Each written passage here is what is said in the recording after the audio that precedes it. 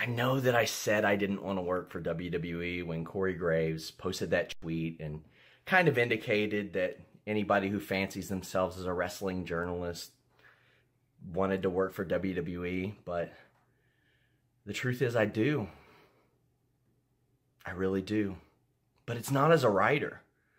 I want to work for WWE in all aspects of production.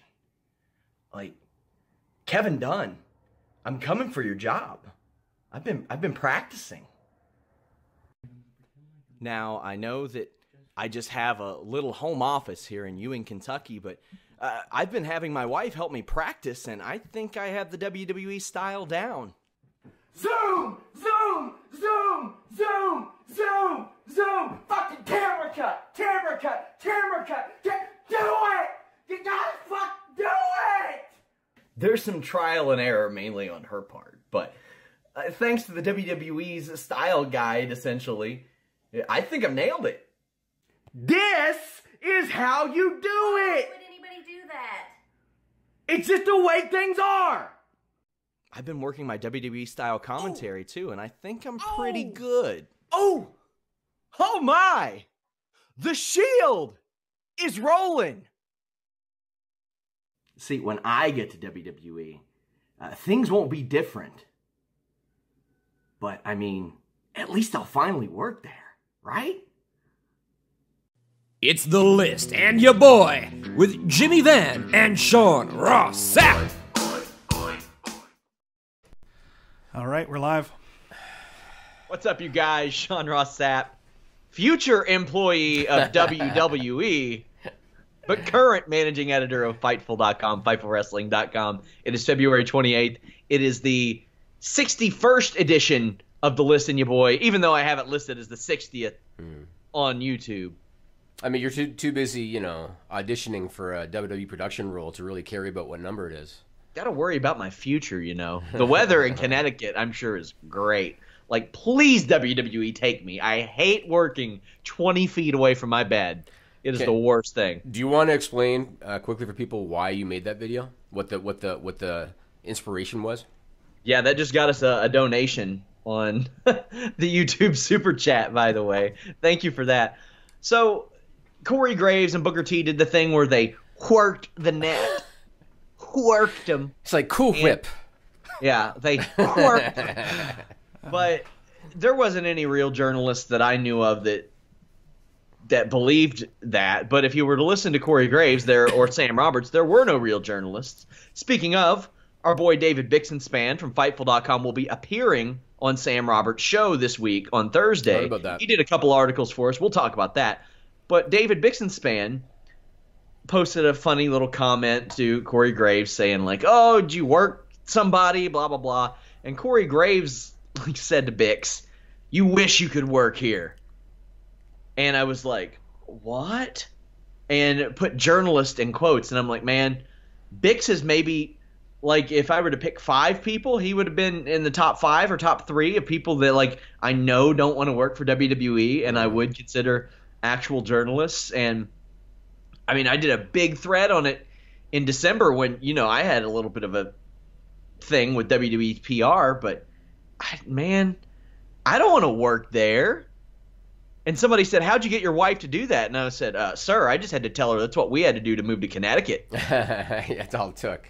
I knew that was a big part of it, Yeah. but man. And then I got a message in my inbox, and I thought it was the most appropriate response to that. And I hate the word mark, but somebody quoted the Corey Graves tweet, and they said, and we're the marks? I was like, you know what? You're right. You know what? Every now and then he comes out with gems, like when he talked about, hey, is Mantor going to be coming out next? Yeah. I thought that was great. And Abe Knuckleball Schwartz, I thought that was good. But oftentimes, because he is a longtime wrestling fan, and oftentimes you do see guys like that do post stuff like that, like, hey, you want what I have kind of thing. And obviously, I mean, you and I are in different positions because I'm not the full-time writer, but obviously if I was Corey Graves in his position, I'd probably kill myself. God. Based on where I am currently. I'm just being honest. Like, it'd be a pay cut to do what he does. I can say that he probably makes significantly more than me, and he also makes significantly less than it would take for me to move to Connecticut and work for WWE. He doesn't live in Connecticut, though, right? He's Florida still, no? I don't know where the hell I don't care where he lives. Yeah, I think it's Florida still. But Oh, whatever. Good for you, man. It was you. I was telling you off the air. You got a ton of views on Twitter for that. Yeah. Last time I looked, like 15,000 views or something on Twitter. That's more like 21,000. 21,000. Isn't that crazy? On Twitter. Good for you, We're gonna man. start streaming this show on Twitter eventually. I'm telling you. There you go. There you go. We need to.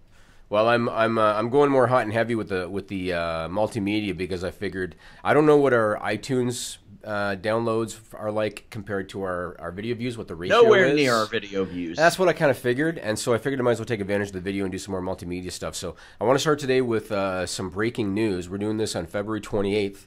I got some breaking news. You want to put up the first one, Nigel? Is that the Deitch? Yeah. So this was reported today. It was posted on Twitter, actually, today by Richard Deitch. He's a reporter for Sports Illustrated. He said that executives from Fox Sports were seated in the front row at the SmackDown taping at Staples Center in L.A. last night, including Fox Sports president Eric Shanks, Fox Sports talent producer Jacob Allman, and Fox Sports on-air talent Colin Cowherd. And I saw some pictures with Cowherd backstage with some of the WWE talent that they posted on social media. So They were all there in the front row. It's obvious why they were there. Clearly, clearly WWE is talking to Fox about a rights fees deal. They're looking to have that wrapped up by September. And clearly they're talking to them. Fox, as far as I know, is still negotiating with the UFC to renew their deal. But the speculation is that if Fox doesn't get the UFC on a renewal, that they're going to go heavy after WWE. So very interesting. Those guys were all seated in the front row, and I'm sure it was all done deliberately and intentionally, and they want USA to know about it, I'm sure. Oh, and our viewerships, or our readers, viewers, listeners are going to know all about it. I have assigned Alex the article titled Colin Cowherd, Confirmed Booger Eater. Really? Because he is the guy who kind of mocked Eddie Guerrero after his death, always accuses wrestling fans of being, quote, booger eaters. I took you literally when you said that. Well, I mean, I assume that he is. If he was there posing... That's classic journalism. Assume everything, Sean. Well, yeah, hell yeah, man. And I assume I'll use this term for the second time today, taking mark pictures with Natalya and Charlotte. Yeah, I saw that, I assume that he is now a booger eater. That's the only reasonable thing. I watch his show. I like his show. I've never seen it. I watch a lot of Fox Sports shows and ESPN talking head shows. But yeah, it's very clear what's going on here. Yeah. But Colin Cowherd actually was on his show today talking about Gronk and WWE, and he's like, "Oh, you think that's easier on your body?" John Cena, do you remember that failed gimmick he had as a rapper? And I'm like, "Excuse me, sir." Yeah. Yes, sir. Excuse me, sir. That's not exactly right, sir. Yeah. I wonder if Corey Graves called him out for his irresponsible journalism. Maybe. It's very Bob Costas-esque. You know, when you comment on something when you don't really know what's going on behind it, or Nancy Grace. That's why those jobs, like a lot of people will criticize the talking heads at ESPN and stuff, but man, like I do boxing, wrestling, and MMA, and it's hard to keep up with boxing. Yeah. But I mean, I'll host the shows and stuff like that when, like, me and Carlos will do one after Triple G Canelo and stuff like that. But man, when they have you on, like, Pardon the Interruption or something like that, or Around the Horn, and you got to talk about the Olympics. Yeah. I'm like, I don't know a damn thing about curling. I actually boycotted the Olympics this time out because they didn't allow NHLers to play hockey. Isn't that so weird? The Olympics are so weird. Well, man. it had to. The NHL was a big reason for it. It had to do with they wanted the what do they call the international? IOC, something like that. Something like that. They wanted them to split the costs of like room and board and flights and stuff like that. Yeah. And they didn't want to do it, and that was a big reason why they didn't participate. But it wasn't. And they have to pause their season for that too, right? They usually do for 2 weeks. Yeah. Yeah. This time, obviously, they didn't. But because it wasn't best on best, you know how many people, Sean, have hit me up and said, "Oh my God, how do you feel Germany beat Canada in the semifinals of the Olympics?" I couldn't care less. It wasn't best on best, so I just could not care less about the whole thing. About as much of the Olympics as I watched were the overtime period in the women's gold game, USA and Canada, and the shootout. Right, and that was exhilarating. How do you feel about the shootout thing? Because I had a lot of people saying it should never end like that. I agree. In NHL playoffs, they just continue to play periods. During the regular season, they do shootouts, but during the playoffs, they just continue to do periods, and I think it should be like that because that's a team sport. A shootout is one player against one goalie. Yeah. And to determine a gold medal winner by that, I don't like it. I'd rather they just kept playing.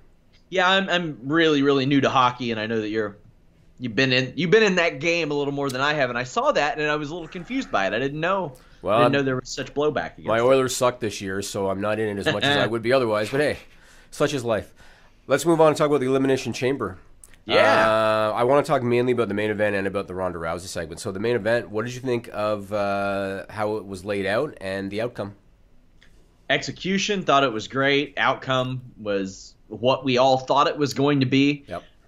Braun Strowman, unless they do another 7-man chamber, will forever hold the record for most eliminations in an elimination chamber because he eliminated 5 guys. I thought it made Braun look strong. I thought it made Roman do what he needed to do. Yep. I said this last year. I think that the way that they have changed the structure of the chamber has revolutionized the match, made it safer for the guys to work, easier for the guys to work, more fun to watch. Yeah, I also love the way they put Braun Strowman over. As I was watching that match and watching Raw the next day, I thought of Stone Cold Steve Austin. And I thought, you know what Braun needs? He needs the Stone Cold push. And I don't just mean the Stone Cold push meaning you're going to put him over everybody. I mean the Stone Cold push meaning you're going to keep on breaking shit. You're going to drive trucks like to the ring, and you're going to be anti-authority, and you're going to be the guy that questions everything Triple H says. That's what he is the truck. So Ronda Rousey should just backpack him, and pull him down to the ring, and he'll run into the ring and tear stuff up. But don't you think he's the perfect guy to be the next Stone Cold in terms of character development? Like, he's the guy. The one thing I hated about the match, and I knew they were going to do it. I hated that Roman beat him clean one-on-one to end the match. I hated that. And again, I know why they did it. They want Roman to look strong. He's going to go to Mania. He's going to beat Brock Lesnar for the Universal title. They want Roman to look strong. Totally get it. But why make him look strong at the expense of Braun Strowman? I think that, when they did the spot where everybody ganged up on him, everybody hit their finisher on him, everybody gang piled him on a pin and he kicked out? Yeah. That should have been the pin. That's what I said on the Raw before Elimination Chamber. I thought that's how he should have been eliminated. It was the right way. I agree. That should have been the pin. It makes sense. And he could have immediately after the pin gotten up and laid them all out. Yeah. And then been forced by referees to walk out. That should have been the pin, and they should have had Rollins and Roman be the last two. Mm-hmm. That I think would have gone out better. I didn't like that they did it at the expense of Braun, but again, I get it. Roman is still their guy in their mind and all that. I think that with Braun Strowman, we were like, okay, does he have the presence? Well, we saw that he did. Absolutely. Does he have it in the ring? He's more than passable. Oh, absolutely. He's good, I think, yeah. Like, can he do the media stuff we've seen? Yeah, hell yeah, he can. Yeah. There's no reason to not go with this guy. The versatility, even though I wasn't crazy about that elf spoof, right? Roman Reigns can't do that. Nope. He can't. And you can try putting him in the little outfit and put the little elf hat on him and try to get him into a comedy spot like that. Roman cannot pull that off. And that's just how it is. I couldn't help but chuckle because, again, we talked about this so many times about how the fans are a lot smarter than WWE thinks they are. Yeah. I couldn't help but chuckle when Roman and Braun were the last two and they were on the outside.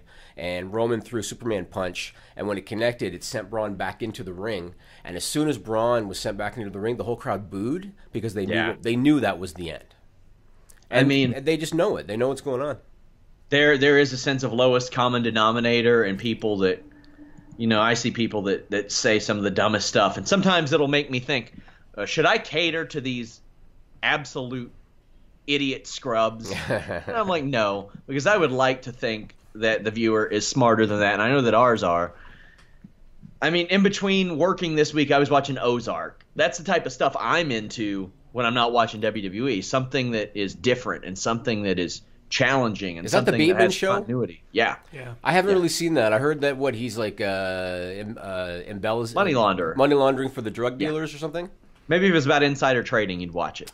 But I told you one story about the WWE stock. I lost a bunch of money. It didn't work out for me. And it still comes back to bite me in the ass. What do you think? What do you think about Ronda's debut at Elimination Chamber? Nervous at first, and I heard somebody in her camp that didn't seem happy about the criticism. But I don't think they're going to have to worry about that based on night 2 because, my God, she looked like friggin' like she was. It was such a contrast from night 1 to night 2. Agreed. It's like in the middle of that first segment, she just got it. She just got it. I think that she probably had Hunter, probably talking because it was clear the first night. I mean, number one, she was clearly nervous, like you said. And she was doing things with her mic work, like she wasn't keeping the mic high enough to her face, so the volume wasn't where it should have been. She was talking way too fast. You always see The Rock when The Rock would do the finally line, and he would say the city very slowly, like Orlando. Yeah. And he would do that because the crowd's saying it with them, and that's what you do. She was talking so fast, she was mumbling. They let her kind of say whatever she wanted, so she went on a tangent about Roddy Piper and everything. I thought the first night was a clusterfuck. I thought Kurt Angle was awesome. I thought that he saved it. Oh, he was so good. His facial expressions were excellent, and the way that he was throwing in those little, hey, by the way, did you know that Stephanie said this? I just thought he was great. Well, let's talk about that picture that's going around. Yes. Raw. Oh, damn it. I should have had Nigel put it up. I should have had him put it up. That is the best picture. Yes. Like, Kurt Angle's year-long run in WWE has been the most meme-worthy run I've ever seen. I never thought to put that up. So basically, it was a picture of Hunter's about to throw a punch at Kurt, and Kurt's like looking up like dee-dee-dee-dee-dee, like he doesn't have a clue what's going on. I wish I had a thought to put that Oh, it was brilliant. It was so great. Yeah. I thought that Kurt did a great job. Triple H did a great job. Stephanie, when she apologized to Ronda Rousey, they did a great job. Yes. I did see a very funny, hilarious comment, though. Somebody said, wow, Rousey hadn't even signed the contract before Stephanie slapped her. That's a record for emasculation. Nice. And I was like... And she hit her hard, man. Oh, yeah. And hard. Rousey was marked up from it. Oh, yeah, you could see it. She hit her really hard. But like you said, I thought Ronda did just a tremendous job. She spoke slower. She held the mic up higher. She spoke with more authority. She got right to the point with what she wanted to say. She was Meryl Streep in comparison to Sunday night. I thought she did awesome. And, a lot of people were writing her off after Sunday night. And I was like, when somebody gets that kind of reaction, that can do a lot of things for you. And she got the great reaction. I thought that the "you fucked up" chant directed at Stephanie, there is no better chant that could have happened. There's no better reaction that they could have asked for than Stephanie McMahon slapping a woman who has lost very publicly her last 2 UFC fights, and then the crowd being like, "Oh, too bad, tough shit. You that's bad on you." I also love that they addressed the losses on Sunday night in a roundabout way. Yeah, in a roundabout way. Yeah. Well, it said that Ronda Rousey was washed up, and that's about as much as you'll do it. Yeah. Occasionally when she needs to start another feud or something like that. Yeah. Like maybe have Sasha Banks take a picture with Holly Holm or some shit like that. That'd be great. I'm very excited to see what they can do here, and as long as they accentuate the positives, hide the negatives, I'm all for it. I thought the story was good, yeah. You'll have those absolute doofuses that are like, well, she can't do this, she can't do that. Well, that's why you accentuate the positives, hide the negatives. Kermit the Frog has a problem with Ronda Rousey? Yeah. Oh, yeah. Kermit's a hater. Is he? Yeah. Is he? It ain't easy being green, Sean. Ooh. Yeah, sure. Well, I thought when Ronda first came out in Vegas, she got a bit of a mixed reaction, and I was really curious how they were going to react to her. The story got her over. And when Stephanie slapped her and then she kind of stalked Stephanie right out of the ring, she had the crowd after that. Raw, I thought they were very, very positive reaction to her. And, I'm interested to see where it goes. It's pretty clear now, and I think Meltzer has confirmed it, but to me it was pretty clear after Sunday that it's going to be Kurt Angle and Ronda Rousey against Triple H and Stephanie McMahon. And I think that'll be a great match. I think Kurt and Hunter can go still, man. I think it'll be good. So what do you think happens with Braun Strowman? Do you think he gets wedged into that Intercontinental title match? So they kind of teased him and Elias. Here's what I would do. I said this before. Like, there has to be at least 1 year where Braun Strowman is in the Battle Royal and he eliminates every single person. And there's a few things they could do. They could run Rousey and Braun Strowman and get the rub off of each other that way because two super over people. Mm-hmm. And you have the history of Triple H. You could shoehorn him into the Intercontinental title match, whatever. I thought it would have been funny if The Miz found out that Braun was his opponent and spent the next 6 weeks trying to lose the title so he wouldn't face Braun. Mm-hmm. But the way I would do it, if you're going to go with Elias, I would just assume put them in the Battle Royal and have Elias try to hide between a sea of people. And then Braun just eliminates every damn one of them to get to Elias and beats his ass the entire time. That's about as good as you can do there. I think it's dependent on if they still think they're going to get Goldberg to do the Battle Royal. Go get him too. But I don't know. It sure looked to me like they're going to do a triple threat for the IC title now, and then Braun throw out Goldberg too. I mean, they could do that. I mean, Goldberg would still get his money, so that is an option. But I don't know. And I'm a big fan of Elias, and I'm also a fan of Braun Strowman. I don't want to see Elias basically his job now or his role be to put over Braun Strowman. I want to see Elias be kept strong on his own, so I'd rather they split them apart. But it looks like that's what WWE likes to do, though. They love to find people who have heat, right, and use it to get over people that don't need it, right. Which is weird. They did that with Zack Ryder years ago. Elias has heat right now, and WWE is supposed to be a business that makes money off of people that have heat. I mean, look on SmackDown. Rusev and Aiden English are over. Absolutely. There's no reason they shouldn't be involved in this tag team scene. I don't know about Aiden English. Rusev's over. Doesn't matter, right? Oh, Aiden English is over as a result. I'd run with it. By I'd go association. With it. Yeah. Yeah, and today I don't know what made me look it up, but I wanted to look up Elias's merch. Yeah. And I went on WWE Shop. He's got like 5 T-shirts. Yeah, I really? mean that tells you he's got to be doing all right if he's got 5 Well, I know T-shirts. he's selling a lot of them. I didn't know that he had that many. Yeah, but check I know it he's out. selling a lot. Because what they did is they say the Walk with Elias tour, and then on the back they have dates. So the oldest one was for the end of last year, and then I think the most recent one is for the first quarter.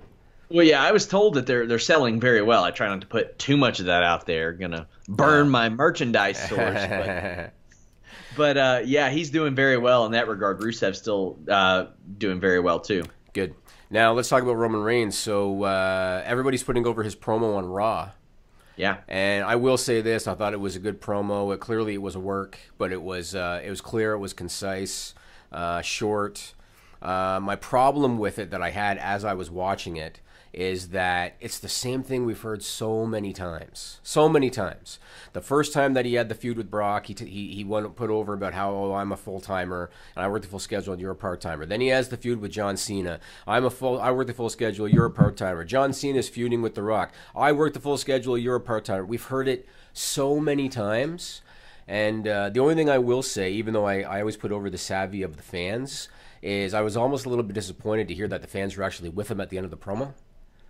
Because they were cheering at the end, and I thought to myself, damn it, we've heard this same story 5 times, and yet you're still buying it. Yeah, I mean, last year Brock Lesnar no-showed a Raw, and he gets WrestleMania-itis, where he just doesn't give a shit around WrestleMania season, which is weird. Yeah, but I think he was told not to be there on Monday night. Well, WWE's playing that very close to the vest. I can tell you that much because I've been asking, and I think he was told. And he was in Vegas on Sunday. Yeah, and we're going to put that up. So, Nigel, can you put that tweet up? The Dana White? Yeah. Yeah, sorry, I put him out of order for you. The Dana White. Right. So this is what Sean's talking about for our video watchers. So Brock Lesnar met with Dana White on Sunday in Vegas. Dana White put up a picture of the two of them together on Twitter. Conveniently enough, Brock's wearing a UFC T-shirt in the photo. And that's what Roman had alluded to in his promo about how he was in Vegas and didn't bother showing up at the Elimination Chamber because he was on the strip with Dana White. Dana White was asked on SiriusXM's NASCAR radio show, what are the chances of Brock returning to the UFC? And his response was, they're very, very, very good. I know that you said, Sean, that Brock has allegedly told Vince McMahon that he's out for SummerSlam. Do you think that this is just posturing because he's working on a new WWE deal? Yep. Or do you think that he's planning on going back to the UFC? Well, it's both. Because he does want to fight. Right. He loves to fight. Well, I'm sure the money is phenomenal. Like I said, every year at WrestleMania-itis. 2004, we saw what happened there. 2015. I mean, 14. What was it? No, 2004. Oh, the first time. He got WrestleMania-itis in 2004 as well, yes. Okay. Because he wanted to leave the company. Yeah. That time it was the NFL. Yep. Now, 2015, he was leveraging UFC and WWE against each other to the point where he appeared on ESPN to announce it. We had the issue with Dean Ambrose where he just didn't want to do anything. Yeah. We have this year where he's trying to leverage against WWE. Now, I would be surprised if he didn't re-sign with WWE, but he does want to fight. I know that he wants to fight. And Dana White is all too happy to help them work because just Brock Lesnar showing up there is good for his brand, good for the UFC. So whatever. You think he was wearing that UFC T-shirt accidentally? Nah. He was damn well given that thing to put on. Well, he's still not in the USADA pool, and he would have to be in the USADA pool for at least 6 months before going back to and fighting in the UFC, and that would extend past SummerSlam. So maybe that's changed, but the source that I was told this by is extremely reliable. And when I say extremely reliable, I mean like this guy has corrected me on stuff privately. Right.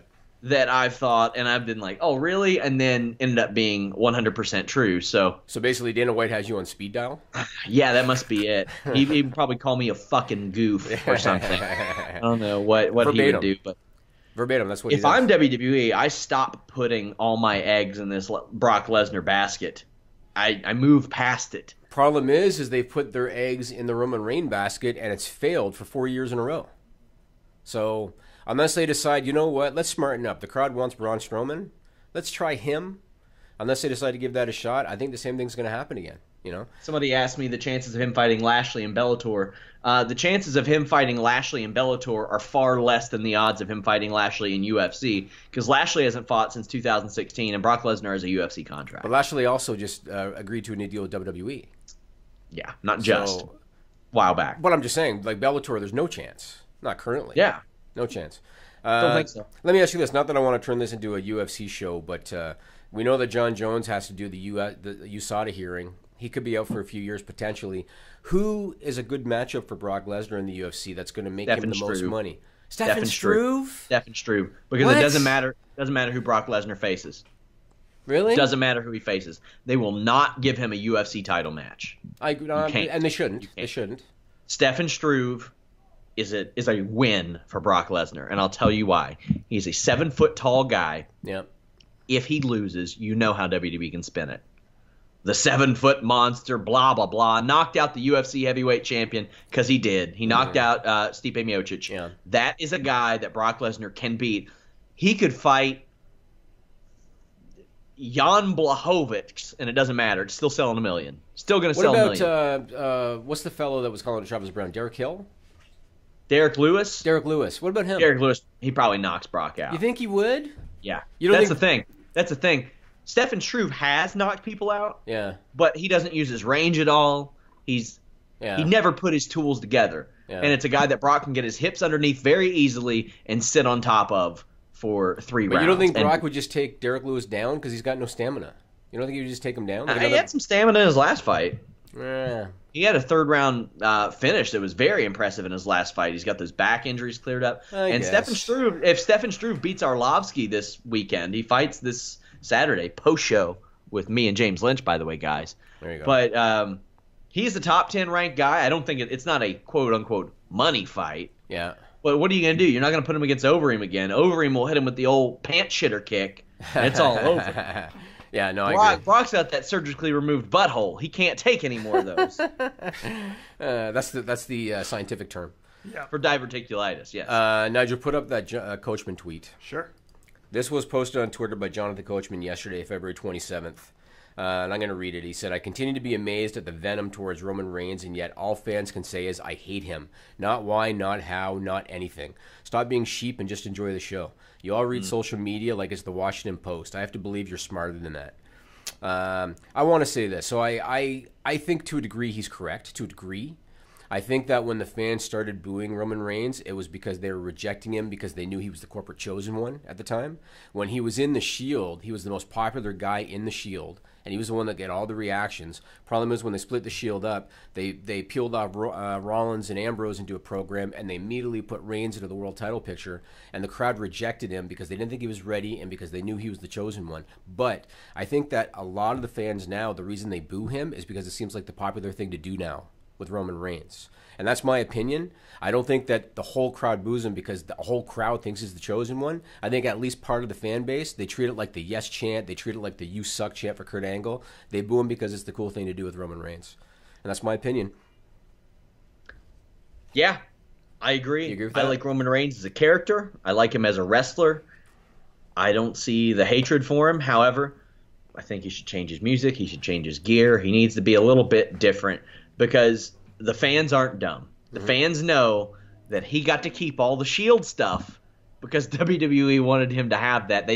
WWE felt like he needed it. I don't mind the gear on Roman Reigns. I think if you make him shirtless, I don't know, he might not look as unique as he is now. But I agree with you on the music. I also think we've talked about this before. I think that they need to go full on a heel turn, as opposed to having him walk the line all the time. And I'm a babyface, but I'm going to be a pompous asshole when I want to be, and I'm going to be obnoxious when I want to be. But I'm still a good guy. I think they need to go full bore on it. Oh, yeah, they have Braun Strowman, Seth Rollins, Shinsuke Nakamura, and AJ Styles as baby faces right now. Right. That's pretty damn stellar to have two guys that could be interchangeable as top guys on each brand, and Roman Reigns working as a heel. When's the last time? We haven't seen that since the Shield days. And instead of him working from underneath, we can see some of the offense that he's added, and we can really just – and it will get him over as a babyface, I think. But if you add that mean streak to him, I think that a lot of people will I mean, we saw with Taker and we saw with Cena that he's got the potential to be an asshole, right? Yeah, of course. Why not let him be the asshole that the fans want him to be? And then 6 months or a year down the road, after he's now an asshole, people are going to have a reason to boo him. Then they're going to kind of see the talent that he has, and then maybe he can get them back. But I think until then, again, just like people want to chant "You suck" when Kurt Angle comes out, they want to boo Roman Reigns when they hear his music. And who do you think writes? Who do you think writes the majority of Roman Reigns' stuff? It's a good question. Well, I can tell you who it's not. It's not Jimmy Jacobs. That was very good. Because he's gone from the company. I spoke with Jimmy Jacobs recently. Take a listen. Jimmy, you came to Impact shortly after your WWE departure. Did you have discussions with any other companies? And what made you land on Impact Wrestling, if so? I mean, yeah, I absolutely did. Full disclosure, I talked to Ring of Honor about going back there, and but I did that for a lot of years. I was with Ring of Honor for 10 years, and I wanted to do something new. I had a conversation with Scott and Sanjay on the phone about different things in Impact, and it just seemed like a nice fit. It was something I wanted to try out, and so my first time in Ottawa was kind of just a test run, a test go to see sort of how the fit was, and the fit felt good. I mean, like I said, we're in a rebuilding phase, and they needed somebody who could wear a lot of different hats and do a lot of different things, and I have experience doing all those things as far as, writing and creative and helping guys with promos and helping guys with matches and being an on-air character as well. So it was nice, man. It was a nice week in Ottawa, and it sort of solidified that Impact was kind of the direction I wanted to go. Just to follow up really quickly on that, I'm assuming the ROH conversations happened when you kind of made the cameo on their pay-per-view? Right, yeah, and afterwards, I go back a long way with Ring of Honor. Back to 2003, and with the booker, Hunter Johnson, and I are longtime friends. So of course, he was the first person I called. Before the news of me getting fired from WWE broke. I mean, I called him a couple days. The news when I got fired didn't break till almost a week later. So he was the first person I called. We set up that little cameo for me on their pay-per-view, and we talked about a role for me after that. And I told him I was in discussion with Impact, and that's where I ended up. So, and we're back. We'll have that full clip up soon. We were just More talking from Jimmy Jacobs later. We were just talking off the air about Hogan versus Warrior at WrestleMania 6, and about how if you go back and watch the match sucks. And I was telling Sean, I still dig it. Number one, from the nostalgia aspect, and number two, because it was the only time Jesse Ventura put over Hogan.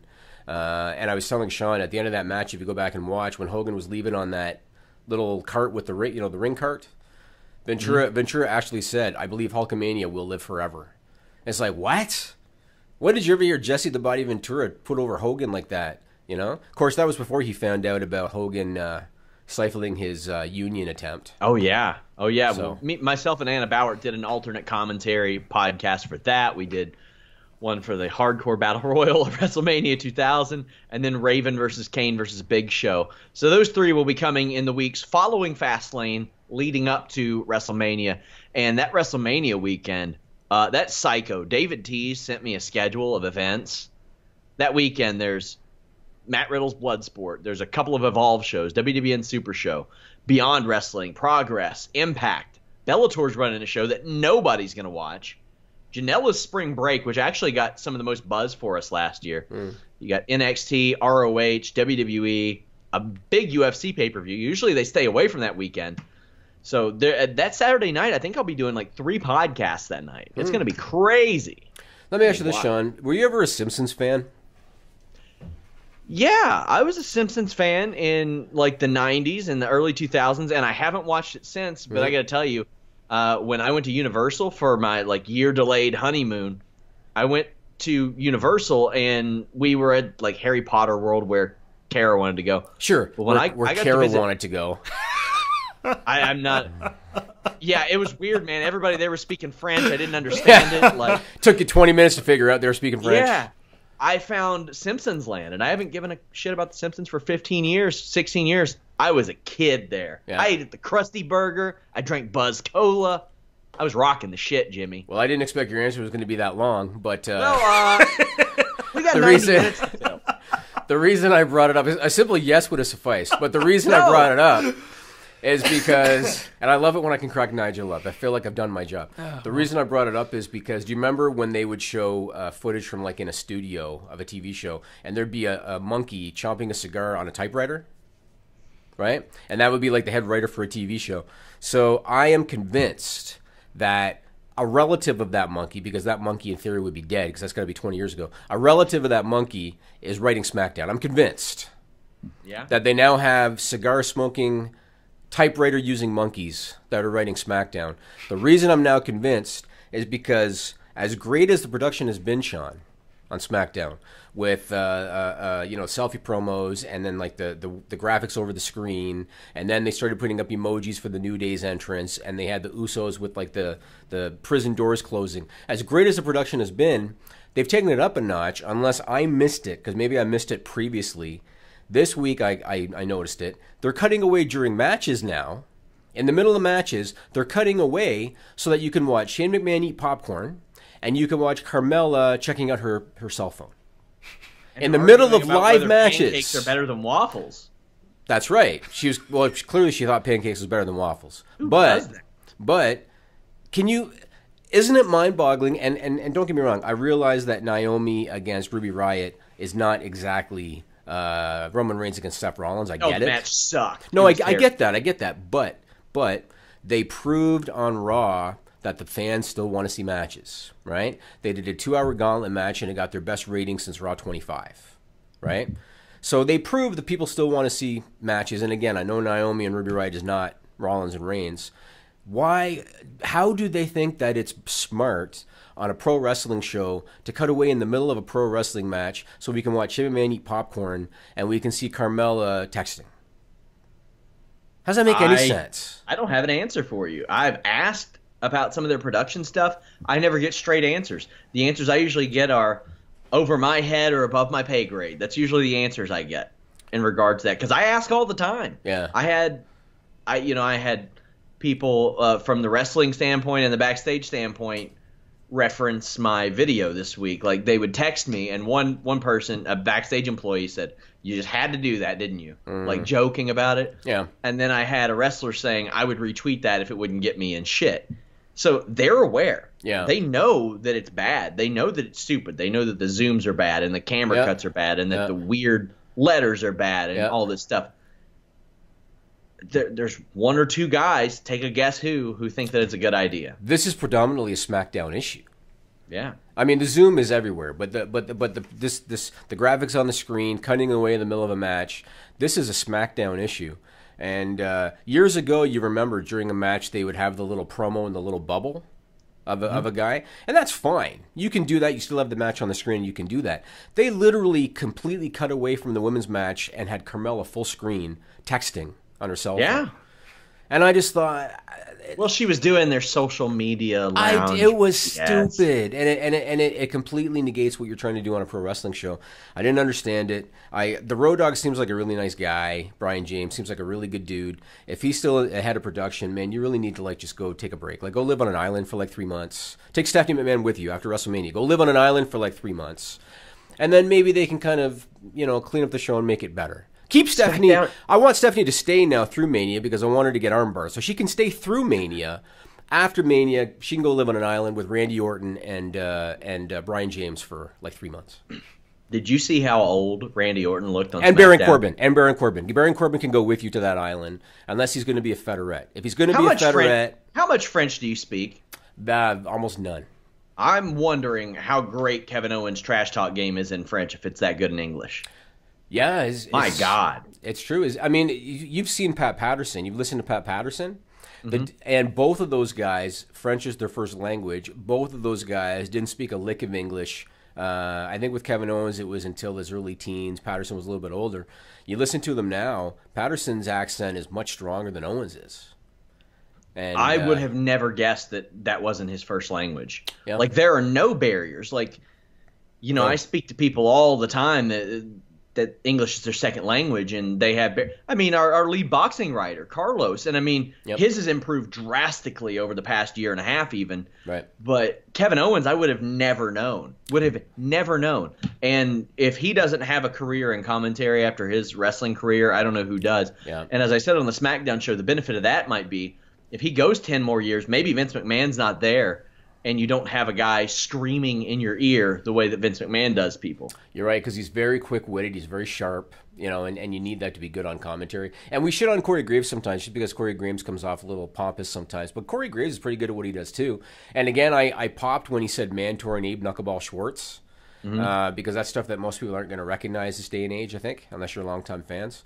But, yeah, Kevin Owens is excellent. And it's funny, too, because when you talk about Quebec, he grew up in a completely French-speaking part of Quebec. Yeah. Quebec is mostly, because I know people maybe in the States maybe don't know, Quebec is mostly bilingual, and they mostly speak English everywhere. But there are still pockets that are completely French.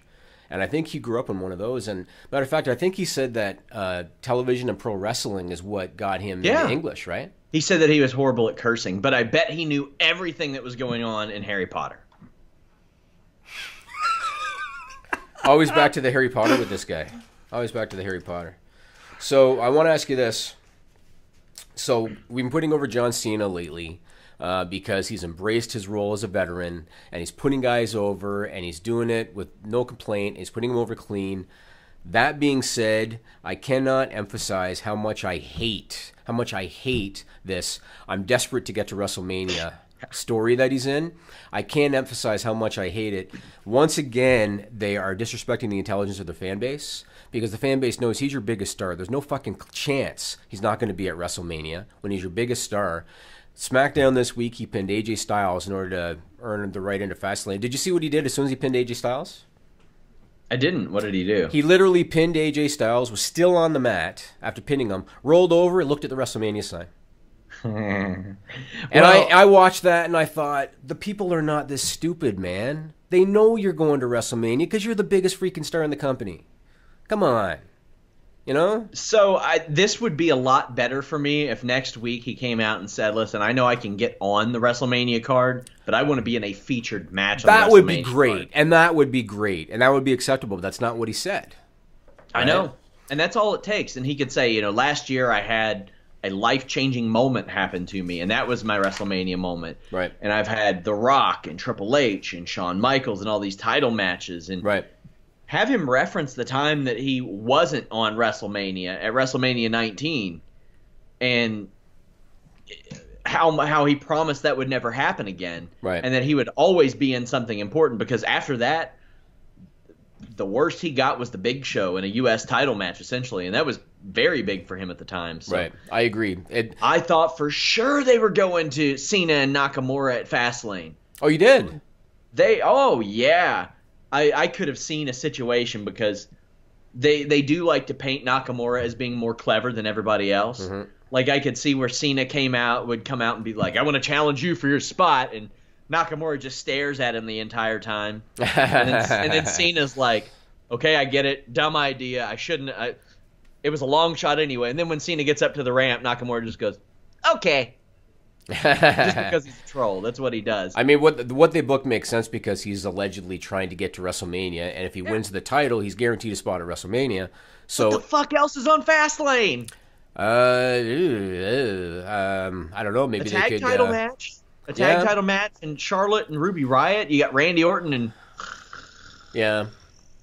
Huh? Maybe they could have the New Day like cook pancakes in the ring, like a cooking segment. I'd eat up a good 15 minutes. You know? I don't know. Okay, man. so last week I had crepes for the first time, Jimmy. Yeah, but were they good crepes? I had them at Bob Evans. I love Bob Evans. Bob Evans is a in Kentucky? Yeah, respectable chain establishment. I like Bob Evans. I love Bob Evans. Yeah, okay, great. if I Google world's best crepes, where's Bob Evans going to rank? Probably not high, but they were good. They were I good? enjoyed them. But I what get the feeling that if I would have dropped a turd on the plate and lathered it in blueberries and whipped cream, that it probably would have been passable. I would like to say crepes are not as good as waffles. I'm sorry, I have to address this. So are you saying that you're a shit eater? It wasn't hyperbole at all. You just said if you put blueberries on shit, it's passable. You just said that. It might be. What did you eat? The blueberries and the blueberry sauce. So is that what you had with crepes, blueberries? I just want to say, from an aesthetic standpoint, when they pulled them out, I was like, man, this looks like a little bit like eggs. And then, yeah, because they were, I'm telling you, the consistency and all that stuff. Then I bit into them. I was like, these are delicious. Way better than pancakes. Way better than pancakes. But not as good as waffles. Where'd you see the egg comparison? I don't understand. Okay, you can get eggs at Bob Evans, at restaurants. If you fry them up, sometimes they don't look good. And these looked like bad eggs. Are you talking about the thing that in Canada we call an omelet? Yeah. Is that what you're referring to? Yeah, an omelet. Yeah. Okay, why can't you just say It's a that? little bit, I'm like, damn. But I don't know. Okay. And what did you have the crepes with? Blueberries? Blueberries, whipped cream. Okay, here's what you got to do, Sean, and you got to do this for me, bud. I want you to go back to Bob Evans. Hopefully they do this. Go back to Bob Evans, get yourself some crepes with Nutella and banana. I don't think they have Nutella there, and it's Nutella anyway. How do they not have Nutella? You said this is a chain, Bob Evans? Yeah. Oh, they should have God, I would go get some at the store, but apparently I get the shit kicked out of me. it. That's just true. Especially if it goes on sale, then you're really in I trouble. watched that drink tent video. I know what's going on. Right? It's true. My God.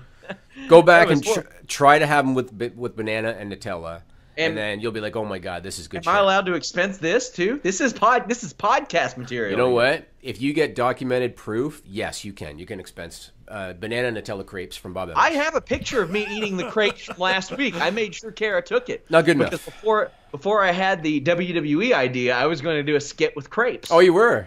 Because I expected them to be trash, but they were actually good. And I was like, shit. Why did you expect them to be trash? Do you think that I'm not capable of like liking quality things? Well, you kind of clowned me when I was in Toronto when I said, do you all have sweet tea here? And you're like, wow, do we have sweet tea? Okay, first off, that's completely erroneous. That's not what I said. That's completely erroneous. What I did was I said, Sean, we're in Toronto. Of course they have sweet tea. That's what I said to you. There are places in the north that just don't carry it at the restaurants. This is a metropolitan city of like 3 million people, Sean.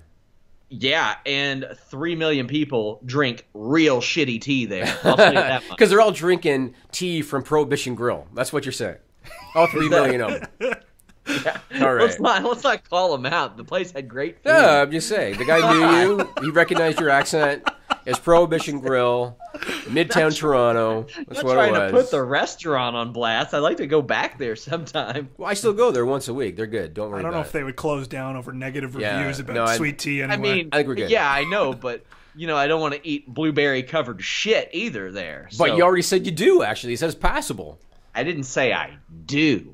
I said it might be, because that blueberry sauce was A+. Nigel, what he said, man. He said you put blueberries on shit, it's passable. Yeah, something like that. Yes, that's what he said. Yeah. Yeah, I did. I didn't say that. We got another video do here, it. Nigel. Yeah. We got another video, bud. So, one more thing about John Cena. Harry Potter and the Pancake of Stone. One more thing about John Cena that I want to mention. So, on Raw, he called out Taker, but then he made it clear that that wasn't possible. Then Sports Illustrated reported actually today, February 28th, that Cena is currently slated to face Rey Mysterio at WrestleMania.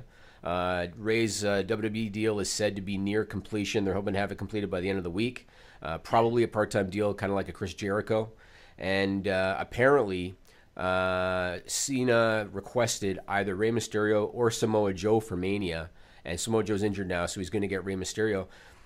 My question is, will WWE, assuming that they sign the contract, will WWE allow Rey Mysterio to fulfill his obligation to New Japan for the show in Long Beach next month? Okay, so there's a few things I want to approach here. This is a big reason why you don't often see me reporting storyline news, because there's always the joke of people saying plans change, and crapping on journalists for that. Juice isn't worth the squeeze for me in that regard. That's why my accuracy percentage a little bit higher up there. I don't even what's the benefit of me reporting storyline news? That being said, if Rey Mysterio is facing John Cena, I guarantee you it wasn't hashed out yesterday. No, I agree. That ain't happening. I agree. That is not happening. Also, Vince McMahon hates teasing the idea of matches and it not happening, because Steve Austin and Brock Lesnar got a talking to for running their own angle on the podcast. So just from a speculation standpoint, I would still expect Undertaker, John Cena.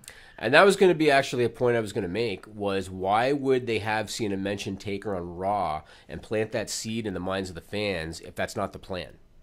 Because now the fans are going to be disappointed. And do you remember the Rumble when Rey was number 30 and the people wanted Daniel Bryan and they booed the shit out of Rey Mysterio for no fault of Rey Mysterio? He was in the wrong place at the wrong time. The same thing could happen here, where now they're going to want The Undertaker and Rey Mysterio's music hits and he's going to get booed because they want The Undertaker. And you have PW Insider and Wrestling Observer saying that Mysterio was not even at SmackDown. Oh, when they had the picture with Sin Cara?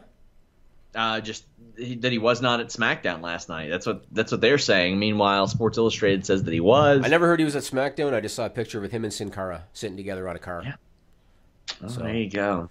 All right. Well, I guess we'll see what happens. I mean, obviously, Rey was in great shape at the Rumble. Him and Cena, I'm sure, would be a good match. But again, if you mention Taker, you're putting Rey in a tough spot because the fans aren't going to receive it well now. They want The Undertaker now, Yeah. I mean, what I had assumed, I know that Rey was at that live event, but I don't think he was at SmackDown. So right. All right, let's go to Stupid People.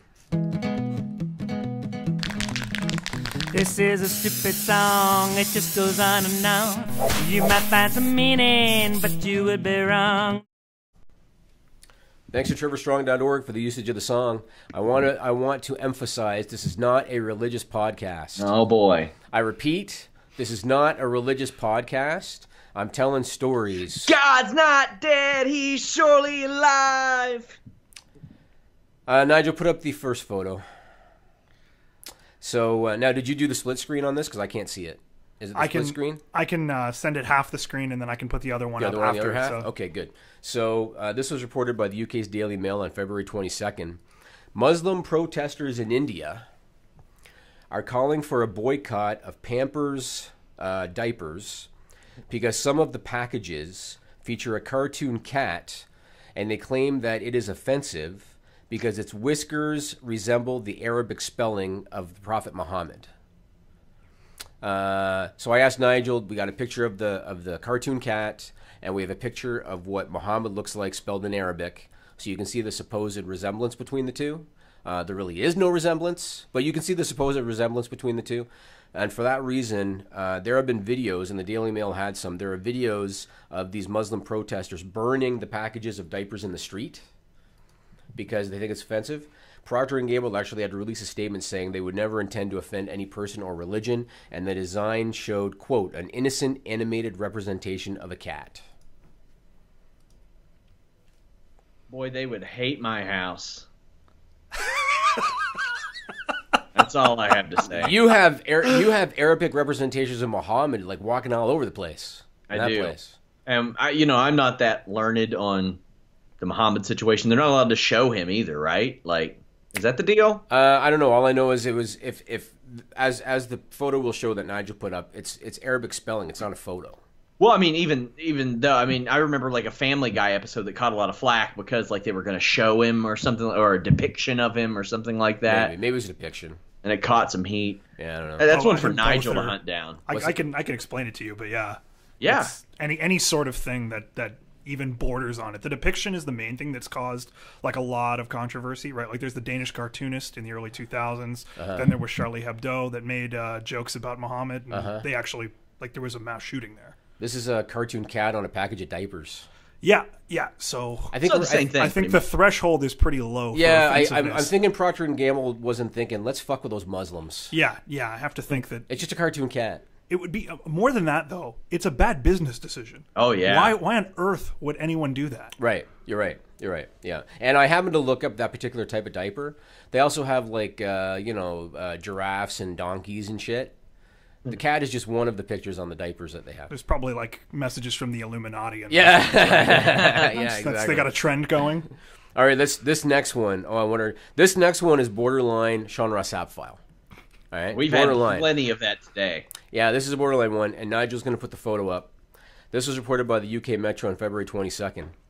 Have you ever heard of 2Channel? No. 2Channel is a Japanese message board. A man put up a series of posts and a series of photos on 2Channel saying that he works with fish on a daily basis, and he decided to try masturbating using the stomach of an anglerfish. He posted pictures of the stomach that he stretched out so that he could put it on his hand like a glove. He also posted photos of him disinfecting the fish using salt and ethanol. Then he supposedly, allegedly, wore it as a glove and masturbated with it. He got a urinary tract infection and had to get antibiotics. As you're telling me this story, I feel like the guy in the hat from Get Out, where he's just looking at him, he's like, no, stop.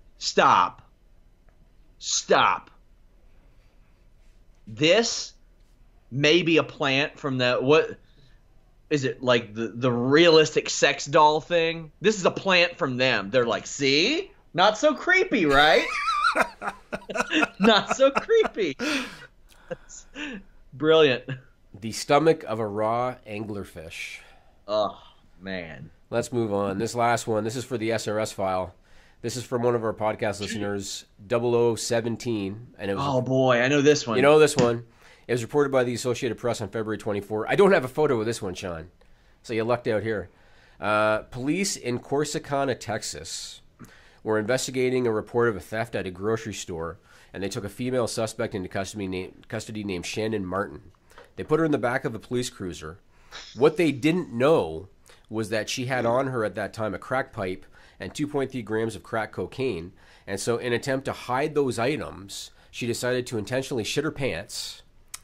Then she hid the crack pipe and the crack in her poop. What makes this even stranger is along with the crack pipe and the crack, she also decided to hide a Valentine's Day card in her poop.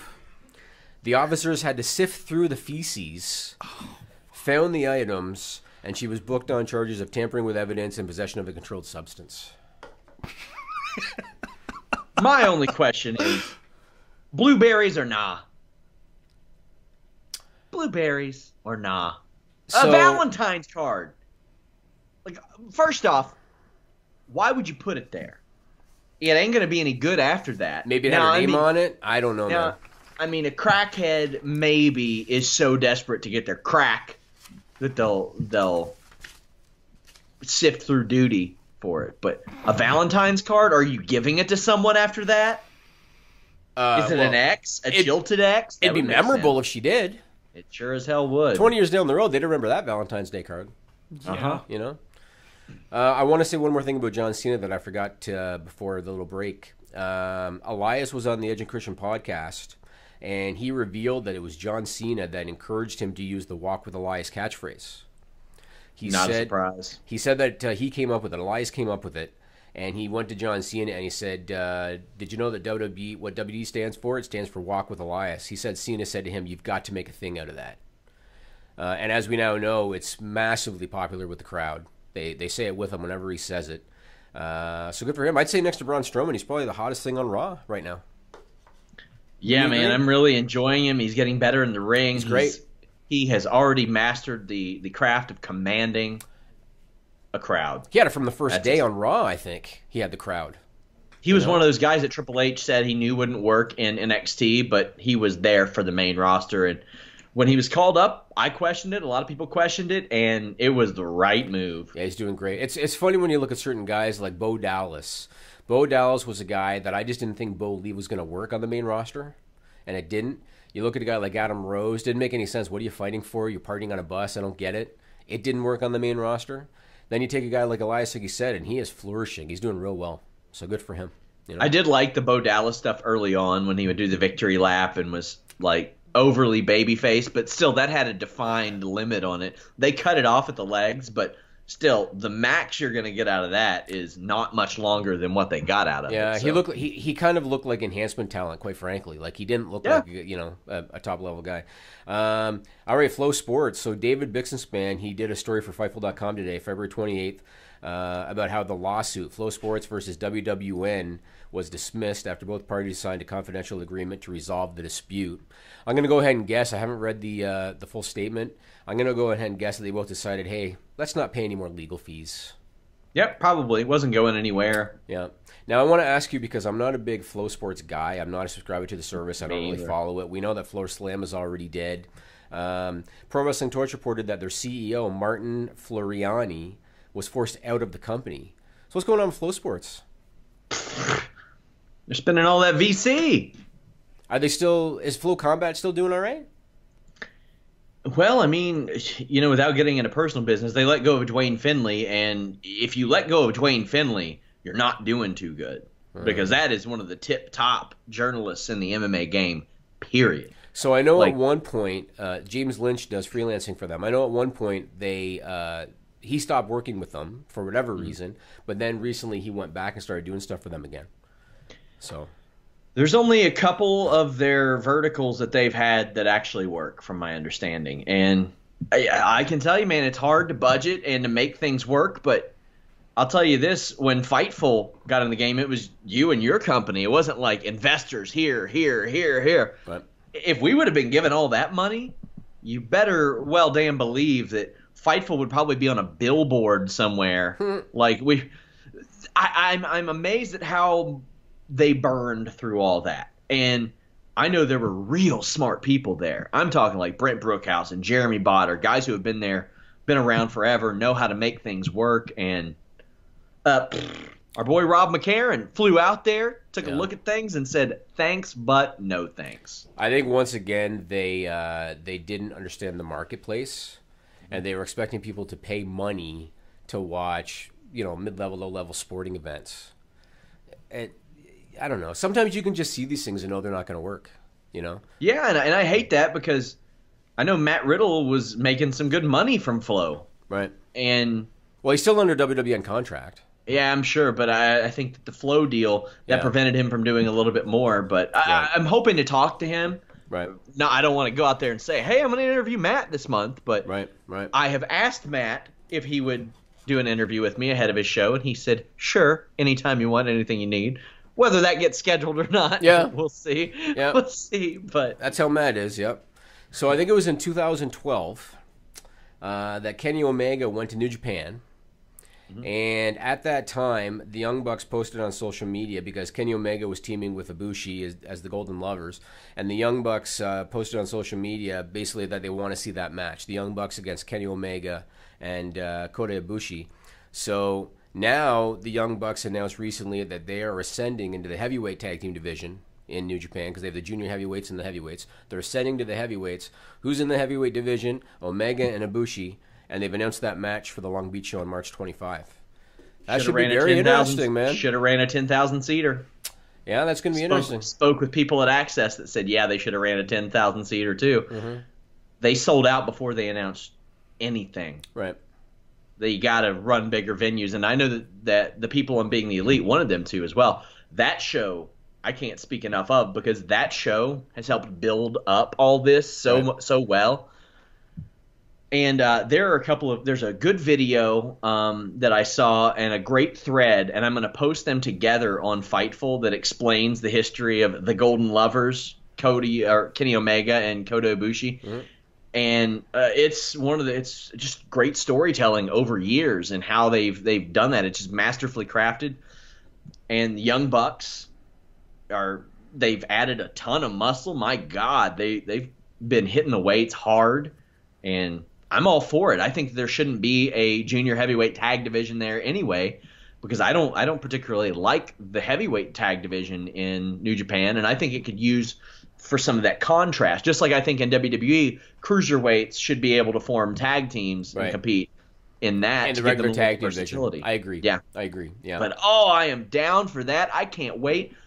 You think about that. That's a week before WrestleMania. You want to talk about maybe one of the most loaded weeks for Fightful ever. Right. UFC, ROH, New Japan, NXT, WWE, Bellator, all running shows. Yeah. That's crazy. Hope you don't have a stroke that week, Sean. Well, I know David Tees might. He's covering a lot of this stuff, and like I said, I'm probably doing 3 podcasts that Saturday night. Wow. I'm pumped. I can't wait. I would love if you're low on talent. I'd love to see if Nigel will jump in and do like the New Japan show with you. I'd be awful. I know one thing: if there are any political related wrestling happenings, right, I need to have Nigel on. Yep. Yeah, for sure. If The Rock ends up running in, what are they saying, 2024 or something, whatever. If he ends up running, if Fightful's still around by then, hey, we'll, sir, determined in our group chat there that all we got to do is be around for 20 years and we'll be at the top of the Google rank. That's right. all it takes. That's what we've learned. Yep. So Impact Wrestling had to do a little bit more spin control this past week. PW Insider reported that some members of the roster hadn't been paid for the January tapings. And Ed Nordholm actually responded to the report. His response actually does have some validity to me, so we'll see if it holds true. But he said payments went out on time. He essentially said that they pay on a net 30 basis, so that means 30 days after the money is due or whatever. And he said that payments went out on time, but they moved their headquarters to Canada, and that could cause a delay with the mail crossing the border. I know from personal experience it takes about a week for something that I mail today to get to you in Kentucky. It takes about a week. So I guess we'll find out in the next couple of weeks if they've gotten their money yet or not, but he claims they did. So those bros don't do direct deposit? Yeah, I mean, I guess you could do that, I don't know, man. That's what he said. That's what he said. To be fair, outside of this, I've heard no issues about pay since Anthem took over. So, right. Because a lot of people make that joke, and I'm like, you're talking about the wrong set of people. You're talking about Aerolux and Panda and all those people. Mm-hmm. I don't ever hear like much of anything like that coming out of Impact these days. And don't forget that they took care of the Matt Sydal situation. Yeah, they sure did. When Matt Sydal was a moron, they jumped in and paid back some of the money when they really didn't have to do it. So, so good for them. Tom Zank. So Tom Zank passed away in December. And finally it's come out. The Hennepin County Medical Examiner in Minneapolis, they finally released the cause of death. He died from what they call arteriosclerotic heart disease, which is the hardening and narrowing of the arteries as well as an enlarged heart. Now, it's pretty well known that an enlarged heart can be the byproduct of steroid use. Mm-hmm. And Tom Zank admitted under oath during Vince McMahon's steroid trial against the U.S. government that he began taking steroids in 1981 and used them during his WWE and WCW run. So, probably a correlation. Yep. Few things in life. I mean, I've never done any substance type of stuff, but I when I wanted to wrestle and I wanted to do MMA, I did have somebody that I knew and that I liked at the time that were like, hey, maybe this stuff. And I'm thinking, I don't want my fucking heart to explode at 40. Right. Thanks. Right. Yeah. So, I mean, and it's sad. You've heard the stories. It's sad and it's unfortunate. But yeah, like you're saying, over and over again, it happens. Yeah, and I mean, I still think of the Dynamite Kids book. Have you ever read the Dynamite Kids book? I haven't. You should, because he tells, some pretty big tales in that book. And one of them was about how one time him and Davey were a little bit desperate to get something because they were out, and they actually tried horse steroids. Ooh. Yeah. Have you ever heard the Scott Hall Warlord story? No, I don't think so. Oh, that's the best. Warlord just juiced up, jacked up, right? And the way that Kevin Nash tells it is that Warlord went to Scott Hall and he's like, "Here, can you inject me?" Yeah. And that Scott Hall put the needle into his ass once and it broke off. And then the second time put the needle in and nothing would go in. And that Scott Hall looked at him and said, I think you're full. He was a massive, enormous human being. Yeah, and still alive, too. So yeah. That's one. Yeah. Wow. I have one more piece of news I want to talk about, but I want to put a graphic on the screen, and I haven't prepared Nigel for it. Sure. So do your little segue, and then we'll do it after that. Oh, so I'm kicking it out to Jimmy Jacobs. Here's Jimmy Jacobs.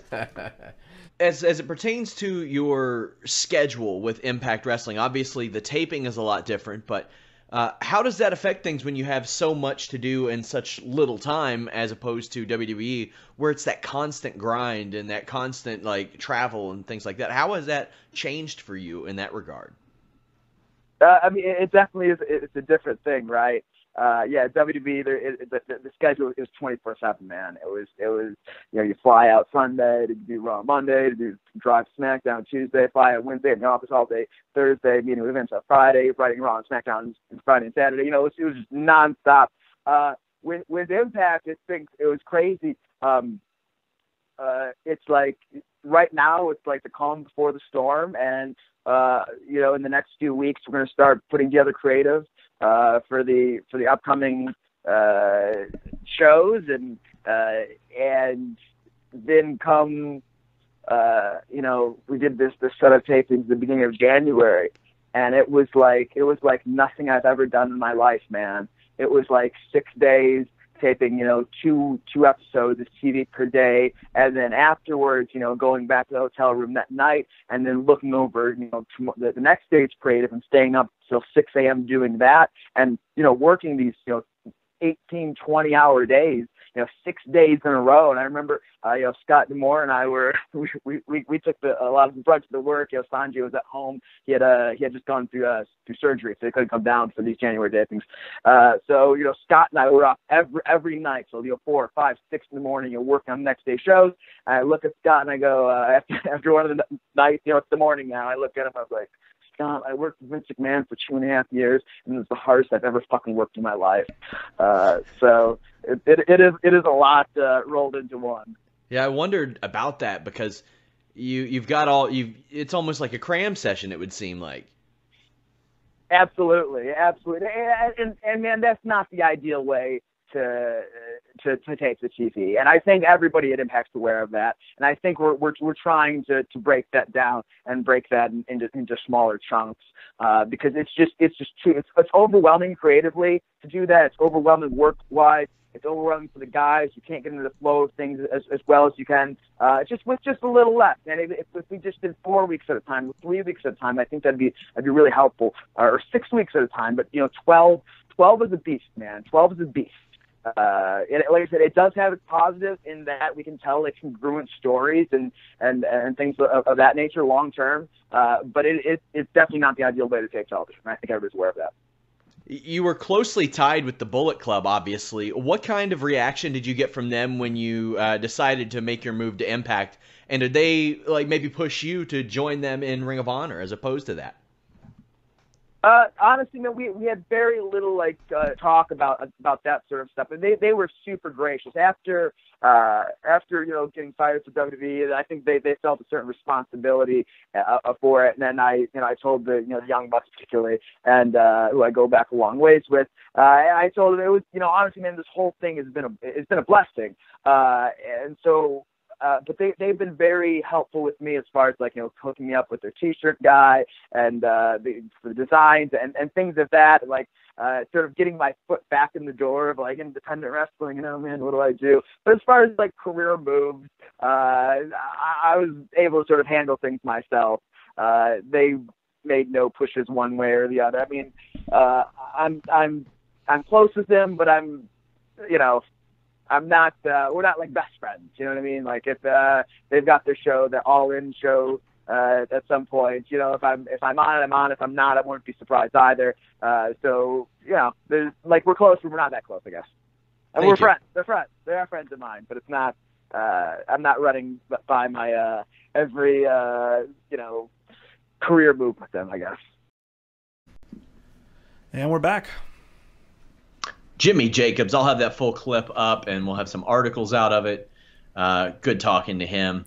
But, you know, I put over being the elite and all that stuff, and he had a presence on there because of, you know, his selfie and all that stuff. But he said they didn't have much to say or to guide him one way or the other. I thought for sure he would head back to Ring of Honor. But Impact Wrestling. Yeah, good for him. I got one more piece of news, and then we'll do a couple of listener questions. So this has to do with the ongoing saga of Bray Wyatt and his ex-wife Samantha. Nigel, put up that first photo. So again, this is for our video watchers. So this is Bray Wyatt along with JoJo Offerman. You guys know JoJo. She is the ring announcer for Monday Night Raw now. And daughter of a Major League Baseball All-Star. There you go. Look at those two sweethearts. And you want to talk about battling outside your weight class, Sean. Bray Wyatt went up a few notches in terms of league. He got his money fight. Say that. So basically, currently Bray and JoJo are an item. They are dating and have been for a little while. The Daily Mail reports, so Bray has been battling his ex-wife Samantha since June, I think is when they split, last June. He was paying her $6,000 a month in child support. She went back to court in September looking to get it increased because his salary was going up, and she was able to get a temporary increase of $14,735 a month, as well as a one-time payment of $50,000 to cover legal expenses. The Daily Mail reports that Samantha is accusing Bray of not paying support. Apparently, he's only still paying the original $6,000, and instead he is spending money on, quote, non-necessary items attributed to his girlfriend JoJo. And according to the legal papers, he spent over $11,000 between December 20th and January 4th on things like miniature horses. I mean, JoJo is a small girl, so I guess you need a small horse. So miniature horses, jewelry for JoJo, and tabs at bars and strip clubs. And Bray posted, so that Daily Mail story came out on February 22nd. That same day, February 22nd, Bray posted this on Twitter, and we've got a screenshot of it. He posted, people spread lies. You know who you are. Lies, all lies. But a wolf never loses sleep over the opinion of sheep. Fool. So there you go. Once again, all I can say is, Bray Wyatt, good for you, man. You are batting out of your weight class or out of your league. So, good job. Yeah. I hope he's either did actually pay his child support or will, but I don't know what kind of lifestyle you're living if $72,000 a year ain't enough. I think it depends on whether or not she's working. $72,000. Well, kids are not cheap, man.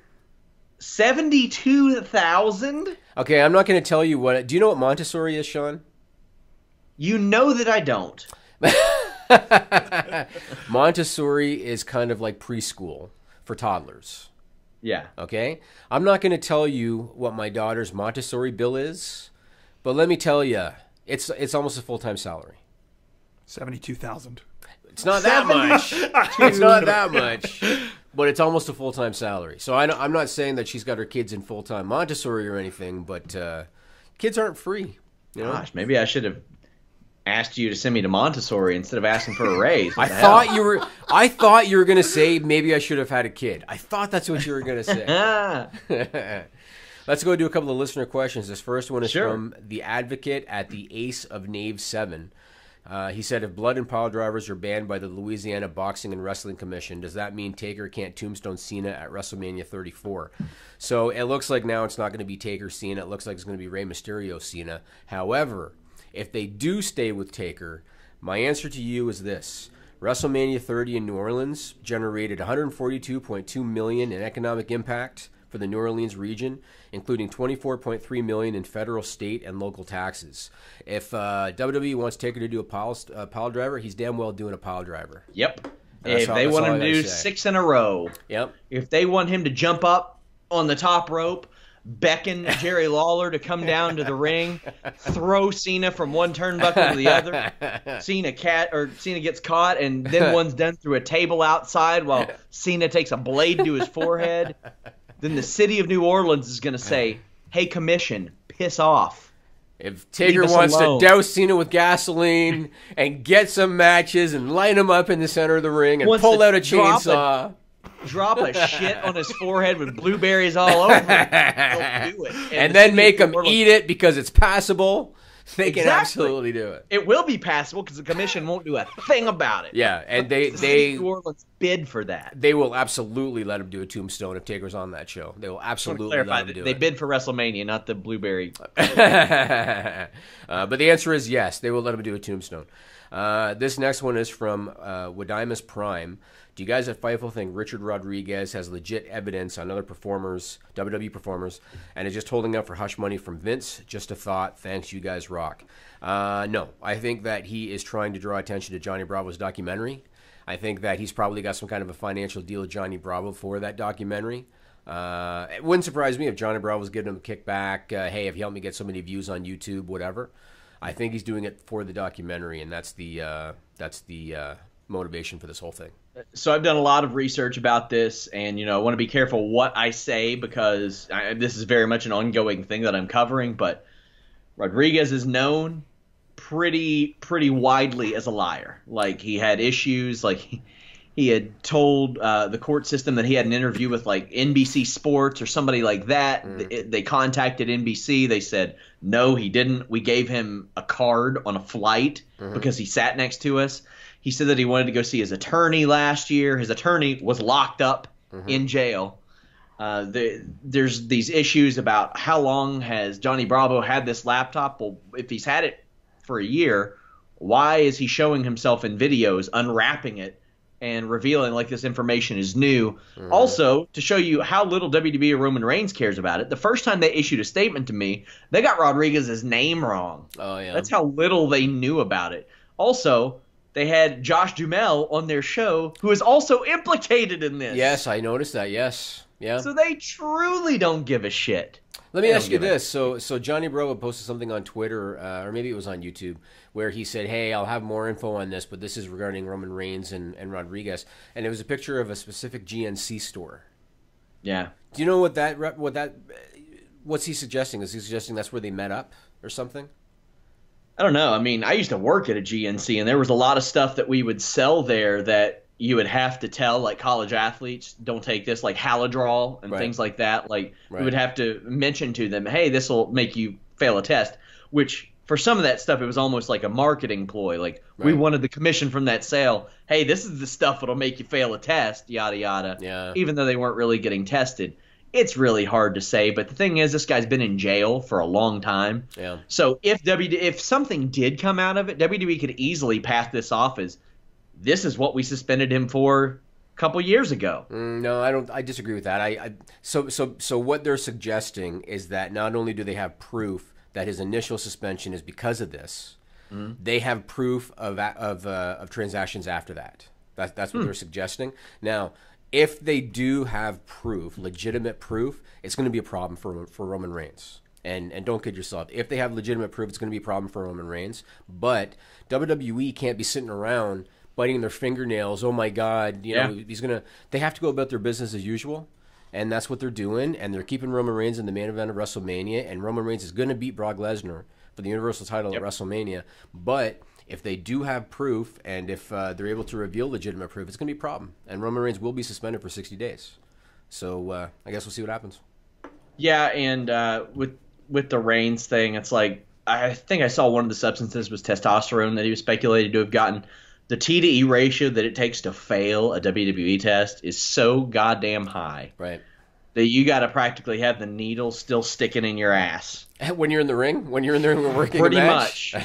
Pretty much. With your blueberry dingles hanging out, like you gotta pretty much still have it going on. Did you know, Sean, that little kids oftentimes, when you give them blueberries, to eat, they will oftentimes swallow them whole, and then they end up coming out in their poop hole.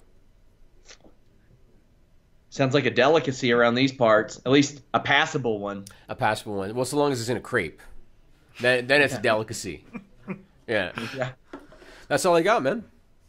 That's all you have, yeah. Really? Yeah, that's it for this week. Well, what we have... anything you want to talk about? Well, I was going to plug some shit. Go ahead, plug some shit. Got livingsharp.com. People can get gifts over there. Any price range, any occasion. But do you want to talk about the new shirt? Yeah, I do, if it's up yet. Which one? Fightful Mania or the Point of the Sign? Point of the Sign. Because it's not up yet. Nigel, do you have the photo? I don't have it on me. Okay, don't worry about it. We can worry about it later. Don't worry about it. Yeah, we'll plug it then. Yeah. But this weekend we have UFC 222 coverage. I'll do a live show with James Lynch right after that. Also, I'm releasing the full interviews that I did with Tim Storm and Kenny Dykstra. I had those like kind of hanging out in the archives, but there's a lot of stuff that we didn't use on this show from those interviews. So very excited about that. Who's on 222? Cyborg versus Victim. Okay. And then Frankie Edgar, Brian Ortega, that's for a featherweight title shot. Stefan Struve versus Arlovsky. That's interesting. The show, like on paper, like not a whole lot of like big time names or anything, but the shows the last 2 weeks have been like that and ended up being good. I think this show is going to be really good too because Cyborg is going to win, but if this woman happens to beat her, that'll be a giant story. But you also have Zingano versus Caitlin Vieira. The winner of that could be Cyborg's next opponent if she doesn't fight Nunez. John Dodson Munoz, that's a good one. You got Mike Pyle retiring. Brian Caraway, they have buried him on the Fight Pass prelims because he doesn't have the heat of being Miesha Tate's dude anymore. Right. Yeah, and she's pregnant now with the new guy. Yeah. So that's going to be a fun show. I got a lot of stuff coming up at Fightful.com. We have 3 alternate commentary podcasts that will drop in the coming weeks. Myself and Anna did that. Alex has an article, Off Track with A-Train. Colin Cowherd apparently eats his own boogers. I am very excited about that. My daughter does sometimes, too. Hey, man. She's 3, so you know. We have that Fightful Wrestling Weekly that drops Friday. I also want you guys to check out our friends over at Pro Wrestling Unlimited. They've been doing a lot of work with us, for us. They put videos in our Fightful Wrestling Weekly. They have they syndicate this show on Thursdays as well, so you can check it out on both channels. We embed a lot of their videos into our stories, and I appeared on their podcast last week.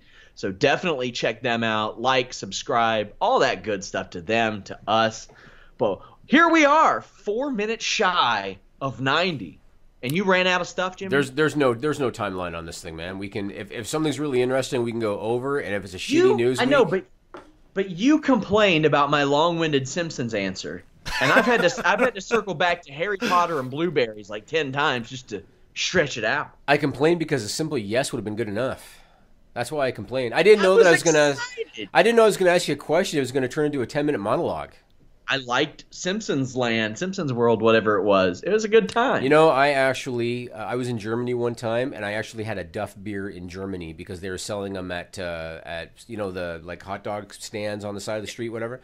They were actually selling them there, and I packed it in socks and I brought it home, and I have a Duff bottle in my man cave as we speak.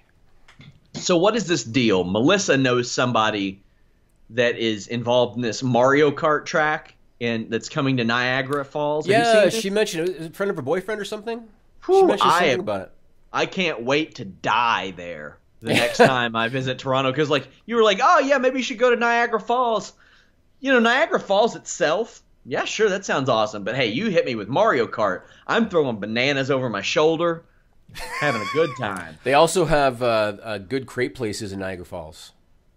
I will have that's got to be a thing. That's got to be something we film for a skit if I come back to Toronto, is me eating like these amazing Canadian crepes, right? So I make no promises, but I'm already working on the next Jays game. Ooh. But I make no promises. Nigel, you're absolutely coming. Nigel, you're absolutely invited. All right, well, that's otherwise I make no promises. But was he not going to be invited? No, I just felt like making it clear. Nigel, you're invited. Oh, or were you indicating to me that maybe Nigel's invited, but I'm not? Because I didn't get to come to the Christmas party. I'm glad you're able to figure that out. Like that's hurtful to me. We'll see how it goes, man. There were people that didn't even work for you anymore that were there. Yeah, that's right. That's right. That's because when I try to push them out, they keep coming back, Sean. I mean, one went to the trouble of becoming a permanent resident. Yes, it's true. Congrats to Chile. The government fucked her because the government sucks. But I didn't say that. You know, I don't see you like, I don't want to say angry, but because I've seen you frustrated. I've seen you like wanting to get shit done. Yeah. But that was one situation where I could tell I was like, I should avoid messaging him for a few days. No, you got to understand, when you have somebody who they pay their taxes, they have a full-time job, they were educated in Canada, they own a condo, and they were told, you're not productive, you got to go. And maybe about as pure of a human as possible. Yes. Yep. And I don't want to turn this political, but there was a situation a few years ago where a bunch of Syrian refugees were brought in, and they were put up in like hotels in Winnipeg. And like a year later, they still were not employed because they were not employable because they didn't speak the language. And meanwhile, Chile was sent home to Nigeria when she was. I'm not going to get started. I hate the fuck the government, man. That's all I got to say. Damn. That's all I got to say, Nigel. Hey, What, Doesn't make any your sense at insider all. trading? We got our prime minister dressing up in Indian garb every day in My India like God. a moron. That's all I got to say. Nigel, you all have anything on that at Trig Tent? what? Oh, on, yeah, on I'm his, sure. on his Bollywood outfits. Yeah, No, of course. I refuse to cover that because it was so obvious what a dickhead he was. It was being. embarrassing. It was How could you embarrassing. cover it? Everything on the man was covered already. Yeah.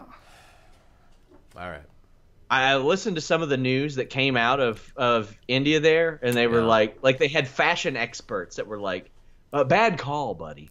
Well, he actually went to events with Bollywood actors, and they were wearing regular attire. Yeah. Yeah. And he was wearing traditional Indian gear in photos with them, completely unaware, and doing photos like this. So it was him just ignorantly pandering, yeah. Just an ignorant, stupid person. Yeah. Also, inviting a terrorist to dinner. Yeah, that was Not a bad good look. too. That Not was a good. bad I'm just too. gonna say that. Not a good Yeah. look. Yeah, he did that too. So. Well, I mean, Jimmy can't say a lot. He's had me to dinner, so. Guys, Fightful.com, FightfulWrestling.com. Well, This is what you tune in for, guys. Just because you eat blueberry shit, is that the problem? I didn't say that I did. I'm just saying the blueberries and the blueberry sauce was so good that it might make things that aren't edible taste a lot better, Jim. You said you could cover a shit in blueberries and crepes and it's passable. I love how you take things so literally. Isn't that what he said? That's what I said. It was hyperbole, Jimmy. Is this Mixed Match Challenge all over again? I've never said anything negative about Mixed Match Challenge either. Oh, we're going to have some fun, Nigel. You're gonna be doing some editing in the next week, my friends. This video's gonna make itself.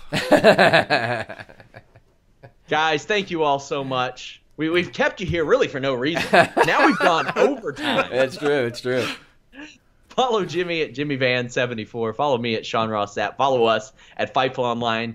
Watch me Saturday night, UFC 222 post show. Until then, we are out.